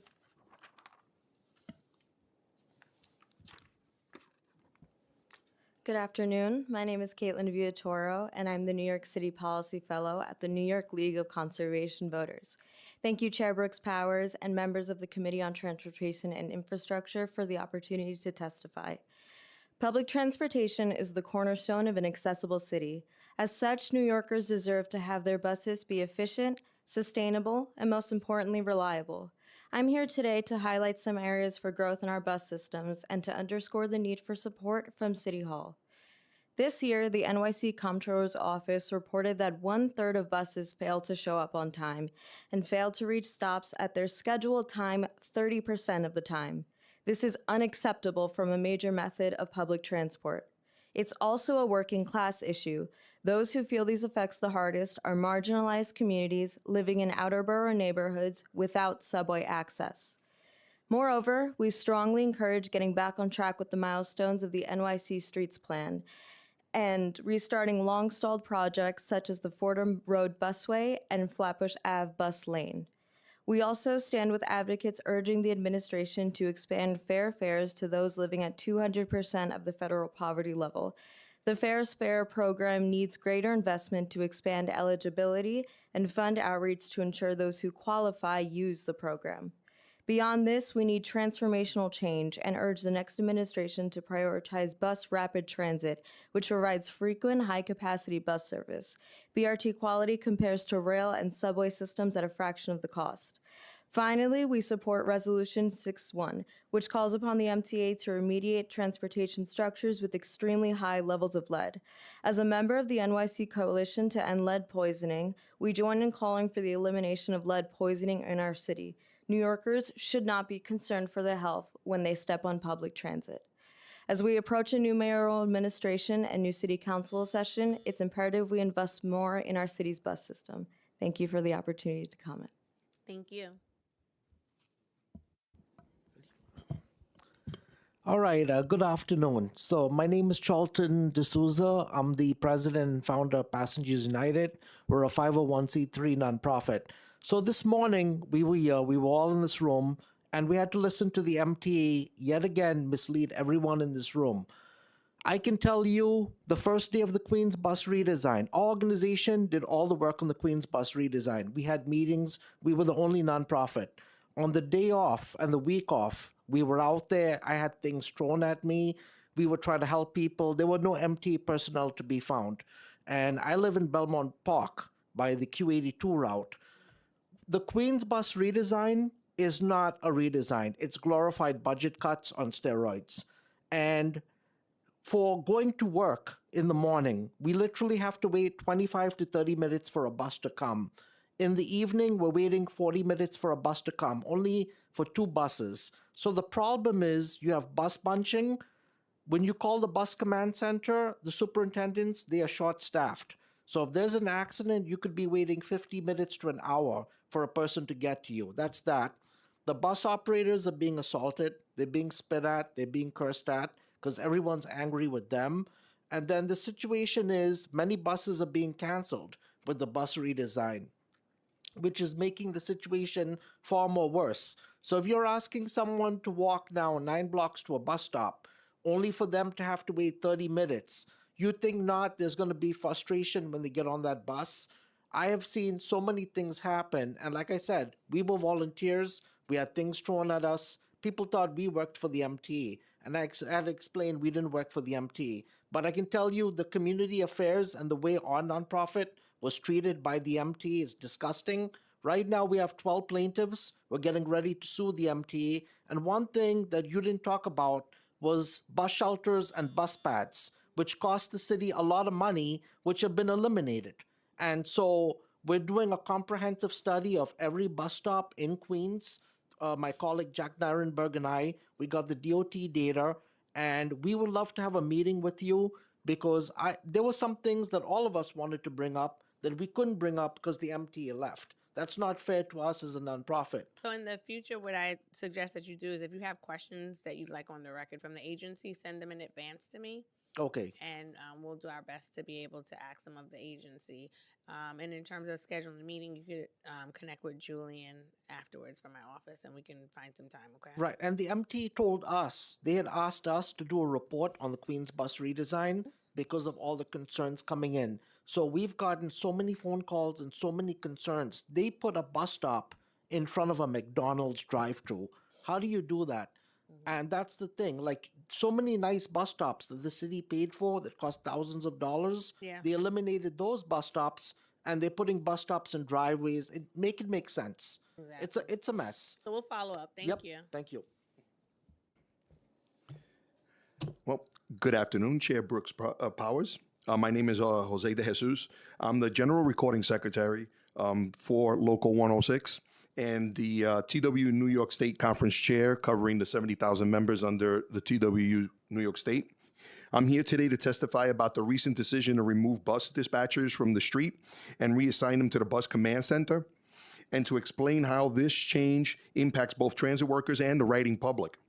As bus dispatchers, we are the eyes and ears of the transit system. We are out there in real time, monitoring services, responding to emergencies, and helping riders when things don't go as planned. When a bus breaks down, when there's an accident, or when en route gets delayed because of traffic or weather, it's the dispatcher on the street who steps in to keep service moving and to keep people safe. By removing 26 dispatchers from the field and moving them into the command center, the MTA is creating a dangerous gap in service oversight. No one sitting behind a computer screen can replace the firsthand judgment of a dispatcher who knows the streets, the routes, and the communities we serve. To make matters worse, the new 294 million radio system that the Transit Authority uses has been a total disaster.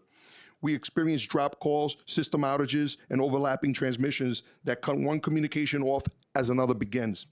In emergencies, those second matter. When a bus operator can get through or a dispatcher can't be heard, that's not just an inconvenience, it's a serious safety risk. The new radio system is the dirty secret the Transit Authority doesn't want anyone talking about, but it's failing and it's dangerous. Without dispatchers on the street to provide direct coordination, riders, workers are left more vulnerable than ever. This change doesn't just hurt workers, it hurts riders. Without dispatchers on the street, buses run later, routes become less reliable, and passengers may be left waiting in unsafe conditions. Many of our riders are seniors, students, and essential workers who depend on us every day. We're not here just to resist change. We're here to make sure any change strengthens the system rather than weakens it. We want to work with the MTA to improve service, but that starts with respecting the work that dispatchers do every day and recognizing the critical role we play in keeping New York moving safely. Thank you. Thank you. This panel is dismissed. Thank you. Okay. You know, the dispatchers also get us on buses because so many times the drivers don't know how. But if I'm in a stop where there's a dispatcher, they'll get me right on the bus. Good to know. Thank you, Jean. If we have inadvertently missed anyone that has registered to testify today and has yet to have been called, please use the Zoom hand function if you are testifying remotely, and you will be called in that order that your hand has been raised. If you are testifying in person, please come to the dais.